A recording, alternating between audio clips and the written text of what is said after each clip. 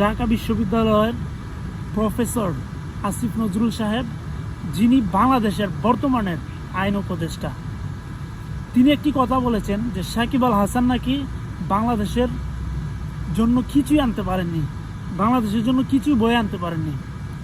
কথাটা কতটুকু যৌক্তিক? একজন প্রফেসর হয়ে ঢাকা বিশ্ববিদ্যালয়ের এবং বর্তমান আইন উপদেষ্টা হয়ে এই কথা বলার রাইট তিনি রাখতে পারেন না। তিনি হয়তোবা ভুলে গেছেন সাকিব আল হাসান বাংলাদেশের একমাত্র ক্রিকেটার যিনি বুক ফুলিয়ে বিশ্ব দরবারে লড়াই করেছেন। বাংলাদেশে 18 কোটি মানুষের আবেগ জুড়ে ক্রিকেট, সেই ক্রিকেটকে বাংলাদেশের ফ্ল্যাগ নিয়ে মাথা উঁচু করে বিশ্ব দরবারে কীভাবে ফাইট করতে হয় সেটি সাকিব আল হাসান দেখিয়েছেন, শিখিয়েছেন। আর আপনি বলছেন সাকিব আল হাসান বাংলাদেশের জন্য কিছু আনেনি। এই সাকিব আল হাসানের কারণে বিশ্বের অনেকগুলো দেশ আমাদেরকে চিনে, এই বাংলাদেশকে চিনে। সাকিব আল হাসান যখন খেলেন, যখন তার নামের পাশে 700 উইকেট, 14,000+ রান, এই রেকর্ডটা যখন দেখায়, তখন তার নাম শুধু না, ফ্ল্যাগটা কিন্তু বাংলাদেশেরই থাকে।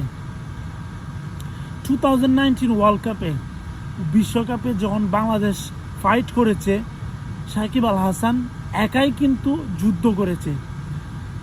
তার সাথে যদি কেউ সঙ্গ দিতে পারতো, তার মতো যদি আরও কয়েকজন ফাইট করতে পারতো, তাহলে হয়তো বা এই বিশ্বকাপে বাংলাদেশ আরও ভালো কিছু করতে পারতো।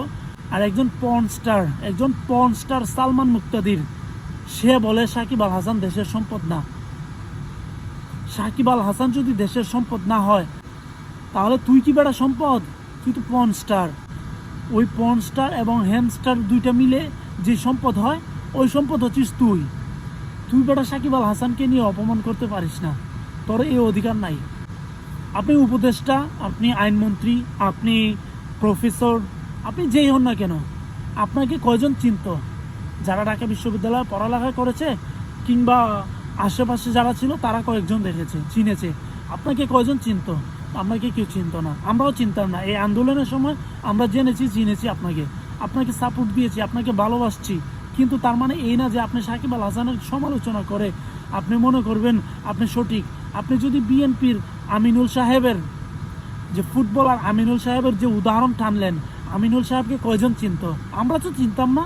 আমরা এখন চিনেছি সাকিব আল হাসানকে। ছোটো থেকে যখন বড় হয়েছি, ঠিক তখন থেকেই আমরা সাকিব আল হাসানকে দেখেছি এবং চিনেছি। বাংলাদেশ ক্রিকেট বলতেই সাকিব আল হাসান বুঝাইতো। সাকিব আল হাসান যা করেছে বাংলাদেশের জন্য, সেগুলো যদি আপনারা ভুলে যান, তাহলে একটা কথা মনে রাখবেন, আজকে আপনারা যা করছেন বাংলাদেশের জন্য, এই স্টুডেন্টদের পাশে দাঁড়িয়ে যা ফাইট করছেন, স্বৈরাচার পতন করেছেন, এগুলোও মানুষ 2 দিন পরে ভুলে যাবে আপনাদের কাছ থেকে। কেননা মানুষ মাত্রই ভুল। আপনারা যে ভুল করছেন না এবং করবেন না, তার কিন্তু হবে না। অবশ্যই আপনারা ভুল করবেন, সামনে আরও অনেক প্রমাণ হবে। আপনি বলেছেন যে ভারতের 25 লক্ষ লোক বাংলাদেশে সরকারি চাকরি করে। আপনি এখন আইন উপদেষ্টা হয়েও, একজন আইনমন্ত্রী হয়েও দেশ থেকে সেই 25 লক্ষ লোককে বের করে দিচ্ছেন না কেন? তাহলে কি আপনি সেদিন ভুল বলেছিলেন? আপনি কি তাহলে মিথ্যা গুজব ছড়িয়েছিলেন? এমনটাই এখন শোনা যাচ্ছে। আপনি যখন একজন শিক্ষক ছিলেন, তখন আপনি বলেছিলেন যে ভারতে কেন এত ইলিশ পাঠানো হচ্ছে এবং বাংলাদেশে ইলিশের দাম বাড়ানো হচ্ছে। তাহলে আজ কেন ইলিশ আপনারা বাংলাদেশের বাইরে ভারতে পাঠাচ্ছেন? তাহলে কি ধরে নিব আপনারাও সেই পথে হাঁটছেন? আপনি ভালো হয়ে যান।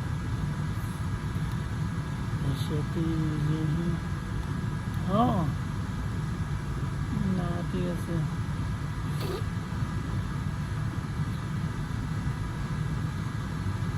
আপনার যদি মনে হয় যে আপনি সঠিক বলেছেন, তাহলে আমরা বলবো আপনি ভুল। মনে রাখবেন, এই কোটা আন্দোলন, এই ছাত্র আন্দোলন, এগুলো ইতিহাসের পাতায় থাকবে। আপনারা ঠিক তেমনি সাকিব আল হাসানও ইতিহাসের পাতায় লেখা থাকবে তার নাম। আপনারা যদি তার নাম মুছে ফেলতে চান, সেটা বিশ্ব ক্রিকেটে মুছে ফেলতে পারবে না কেউ। কারণ সে এমন একটি নাম, সাকিব আল হাসান এমন এক পর্যায়ে সে চলে গেছে যে বিশ্ব ক্রিকেট চাইলেও তাকে মুছে ফেলতে পারবে না সেই রেকর্ডগুলার। ওয়ার্ল্ড ক্রিকেটে সর্বশেষ 20 বছরে যদি কেউ সর্বশেষ 20 বছরে যদি কেউ মাথা উঁচু করে দাঁড়িয়ে থাকে, সে হচ্ছে সাকিব আল হাসান। জ্যাক ক্যালিস, মাহেলা জয়াবর্ধন, বিরাট কোহলি, সচিন টেন্ডুলকার, ওরা রিকি পন্টিং, এরা যেভাবে বিশ্ব দরবারে নিজেকে চিনিয়েছেন, সাকিব আল হাসানও ঠিক তেমনি নিজেকে চিনিয়েছেন। আর এই সাকিব আল হাসানকে আপনি এখন বলছেন যে দেশের সম্পদ না, সে দেশের জন্য কিছু করতে পারেনি, সে দেশের জন্য কিছু করেনি। একটা বিশ্বকাপ জেতা কারো একার পক্ষে সম্ভব না, যদি না পুরো দল ভালো খেলে। এই ছাত্র আন্দোলন, এই কোটা আন্দোলন, এই যে সমন্বয়ক, এই যে স্টুডেন্ট, আজ যারা বুক ফুলিয়ে রাস্তায় চলছে এবং মানুষের কাছে বাহবা পাচ্ছে, একদিন এরাও সমালোচনার মুখে পড়বে। এখনই পড়ছে, এখন অনেক সমালোচনার মধ্যেই পড়েছে, কিন্তু এই সমালোচনা থাকবেই। সত্যকে সত্য বলতে হবে। আপনি সাকিব আল হাসান কী করেছে না করে নাই, এগুলো আপনারাও ভালো করে জানেন, বিশ্ব ক্রিকেটও ভালো করে জানে, বাংলাদেশের মানুষও ভালো জানেন। আপনি হ্যাটার্স থাকতে পারেন, এত সমস্যা নাই, কিন্তু আপনার এটা বলার অধিকার নাই যে সাকিব দেশের জন্য কিচ্ছু করেনি। 17-18 বছর বাঘের মতো লড়াই করে যে ক্রিকেটার খেলেছে, সে হচ্ছে সাকিব আল হাসান। আর আপনি তাকে বলছেন দেশের জন্য কিচ্ছু করেনি। আপনি যে আমিনুল হকের কথা বলছেন, আমিনুল হক দেশের জন্য কি করেছে? এশিয়া চ্যাম্পিয়ন, সাফ এশিয়া চ্যাম্পিয়ন একজন গোলকিপার। সেই আমিনুল হককে বাংলাদেশে কয়জনে চিনে? আমিও তো চিনতাম না, নট অনলি আমি, আমাদের মতো যারা, আমাদের প্রজন্মের যারা আছে, তারা কয়জন চিনে? আপনি জিজ্ঞেস করেন।